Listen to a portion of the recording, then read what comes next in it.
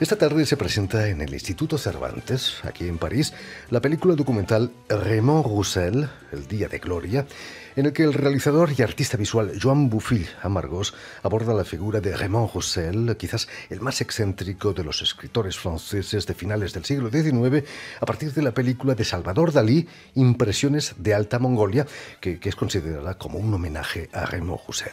Y precisamente para hablarnos de esta presentación y de su trayectoria en el mundo del arte y del cine, Joan Bofill Amargós ha sido tan amable de venir hasta nuestros estudios. Buenas tardes, Joan. Buenas tardes, Jordi. Quien ha venido maravillosamente acompañado del artista catalán Antoni Tauler, quien participará en la mesa redonda después de la proyección de la película. Buenas tardes también, Antoni. Buenas tardes. Y sobre todo, muchísimas gracias a ambos por haber aceptado nuestra invitación. Permitidme que explique antes que nada que Joan Bofill Amargós ha nacido en Barcelona en 1982, donde va a estudiar diseño gráfico. Pero cuéntanos, Joan, ¿qué es lo que te lleva a este documental y al cine en general? El arte, quizás. Sí, digamos que yo tengo mucho interés por el arte, también me viene de familia, y en especial en el arte de todo lo que había hecho Salvador Dalí. Y entonces, casualmente, esta película de Dalí, que bien citabas, Impressions de la Haute Mongolie, que es un homenaje a Raymond Roussel, a mí siempre me había fascinado de pequeño. Entonces, a partir de allí es cuando yo quiero hacer algo con esto, ¿no? Y me entra mi interés en meterme en el cine para poder explicar esto de alguna manera. Cuéntanos, Joan, ¿cómo cae en tus manos esa película tan estrambótica que es la película de Dalí? Sí, era básicamente un VHS que corría por casa. Y entonces pues yo lo vi de pequeño y me fascinó. Y desde entonces que siempre lo había tenido en la cabeza. Hay que decir que la figura de Dalí es fascinante, ¿no? Sí, naturalmente. Pero el punto de partida de tu película ha sido un encuentro con su realizador, José Montes Baquer, quien había realizado en los años 70 esta película con Salvador Dalí, ¿no?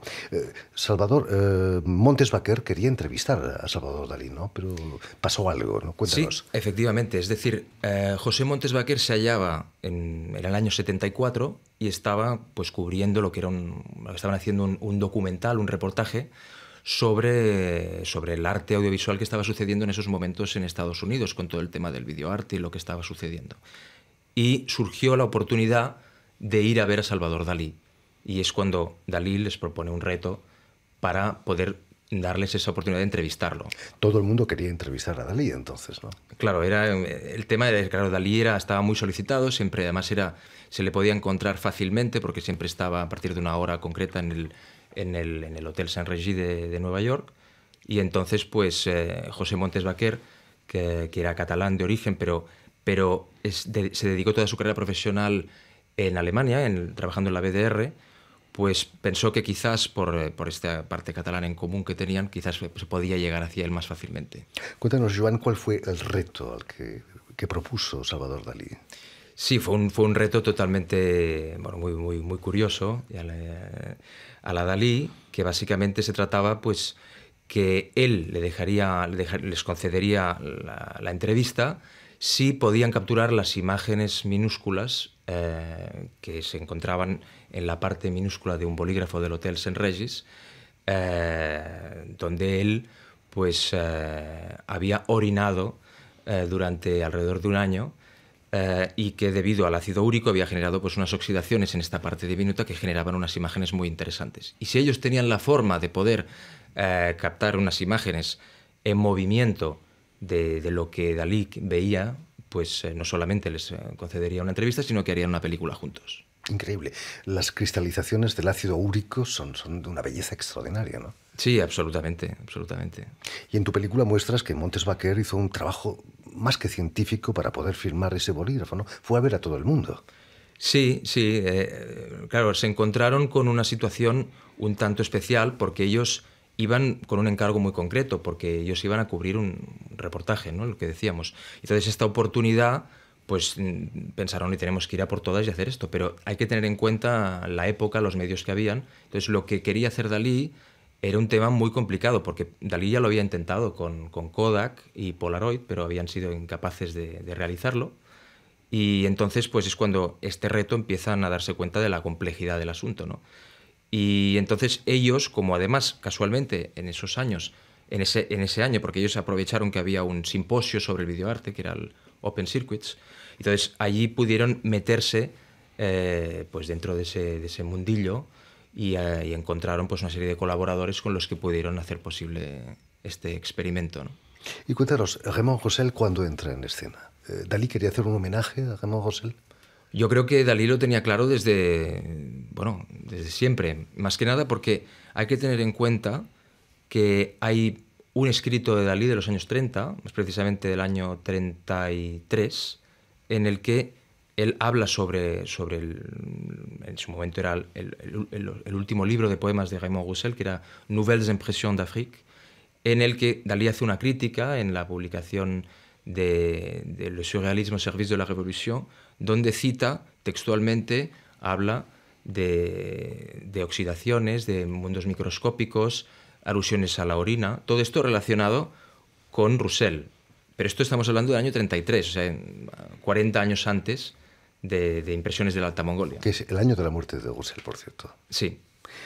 Cuéntanos, ¿quién es Raymond Roussel? Porque es un escritor poco conocido incluso aquí en Francia. Sí, efectivamente, es un escritor, pues un gran desconocido. Algunos lo llaman le non lu, porque el no leído, porque claro, realmente la gente conoce más su biografía más que su obra. Y efectivamente, sí, en Francia es poco conocido, lo cual es sorprendente, pero es que no es poco conocido en todas partes. Es decir, es alguien que sí que en todas partes del mundo puedes encontrar a gente que lo conocen, pero siempre son gente que un poco está en la sombra, ¿no? Son gente que no sabes cómo puede ser que lo conozcan, y eso es para mí es lo fascinante, ¿no? Que al final no lo conoce nadie, pero sí que lo conoce mucha gente también. Joan, es cierto que tu película te la propuso José Montes Baquer, pero que desgraciadamente falleció pocos meses después. Sí, claro, todo esto es de la misma manera que digamos que a Dalí le propuso este reto a José Montes Baquer, pues él a mí me propuso de hacer un documental para recoger, no era tanto para recoger a Roussel, porque en ese momento tampoco no había una historia concreta que contar, pero a mí me interesaba mucho toda la anécdota en relación de cómo habían llegado a realizar esa película, ¿no? ¿Cómo conoces a José Montes Baquer? Pues José Montes Baquer, digamos que él había participado en un documental que había realizado Christopher Jones y Marie-Dominique Montel, que se llamaba Le cinéma selon Dalí. Entonces yo vi este documental y entonces, claro, ostras, José Montes Baquer, porque claro, yo tenía esto en mi memoria, pero tampoco le ponía una cara a él, porque no lo había visto nunca, jamás había visto una entrevista. Y entonces fue Christopher Jones quien muy amablemente me proporcionó el contacto. Y a partir de aquí pues empezamos a hablar vía email hasta que nos conocimos en persona. Raymond Roussel era un hombre muy rico, ¿no? Además quizás una de las fortunas, he escuchado en tu película, más grandes de Europa, ¿no? Sí, estamos ante uno de los hombres más ricos de Francia y quizás de Europa, ¿no? Y entonces, gracias a esta riqueza que tenía, pues pudo realizar pues toda clase de excentricidades, pero también de poder llevar a cabo sus obras, porque él era también su propio mecenas, ¿no? Su propio productor. Incluso llegó a construir una roulotte, ¿no? Efectivamente. Cuando no existían todavía roulottes. Efectivamente. Sí, pero forma parte de las extravagancias y también de lo fantástico en Roussel, este componente, ¿no? Porque incluso hace poco estuve en contacto con uno de los últimos que había llevado esta marca inglesa, que habían diseñado los interiorismos de la roulotte, precisamente de Roussel, y me enseñó que tenía uno en sus documentos, digamos, la ficha de Roussel como cliente, y estaban, pues claro, se sorprendió mucho ver las cantidades de francos astronómicas que se había gastado, no ponía exactamente en qué, pero las cantidades no tenían nada que ver con el resto de los clientes. Dicen que Roussel inspiró a Marcel Proust en su Recherche du temps perdu, la búsqueda del tiempo perdido. Sí. A ver, claro, esto hay quien dice que sí, hay quien dice que no, pero hay muchas influencias, ¿no? Y sí. ¿Cuál es la gran diferencia entre Raymond Roussel y Marcel Proust? Uno tan conocido como Marcel Proust y el otro desconocido para el gran público. Pues no sabría muy bien qué decirte para poderte una respuesta bastante adecuada, pero te diría que, claro, es que en el caso de Roussel es un escritor totalmente único en el sentido que tampoco no sigue ninguna escuela de nada, Y sus libros son tan extraños que hacen un poco difícil, ¿no? el poder meterte y poder comentarlo con gente que estén acostumbrados a un tipo de lectura más, no diría normal, pero bueno, quizás sí. El hecho de haberse autoeditado quizás le quita interés para un cierto lectorado. No, yo no creo que sea eso. Digamos que para lo que es que lo que es la obra de Roussel, de entrada, hay quien dirá que la obra no cuesta nada de leer, porque en realidad es bastante plano, puedes leerlo, pero sí que sorprende sobre todo las descripciones. Ya si no nos vamos a la parte, si no nos vamos a la poesía, todo lo que son las novelas sorprende pues la forma, ¿no? La forma, las descripciones que hay, porque no se parecen a nada, ¿no? Quizás era su voluntad no parecerse a nada ni a nadie. Pues no sé si era su voluntad, pero... Ser único. Pero lo consiguió. Sí, sí. No ha habido imitadores de Raymond Roussel después. Bueno, con Antoni siempre tenemos conversaciones muy interesantes sobre el tema, ¿no? Hablando del individuo, ¿no? Lo que es al final ser uno solo, ¿no? Ser único. Y entonces en Roussel es el yo, es esto. Antoni Tauler, que me decía que por parte de su esposa tiene relación directa, sangre directa de Raymond Roussel en su familia. Sí, sí, bueno, yo cuando conocí a mi mujer, ¿no? Y no conocía a Raymond Roussel, pero bueno, Roussel era el tío de mi suegro, y entonces la hermana de Roussel era la abuela de mi mujer. Entonces mis hijos tienen sangre de Roussel.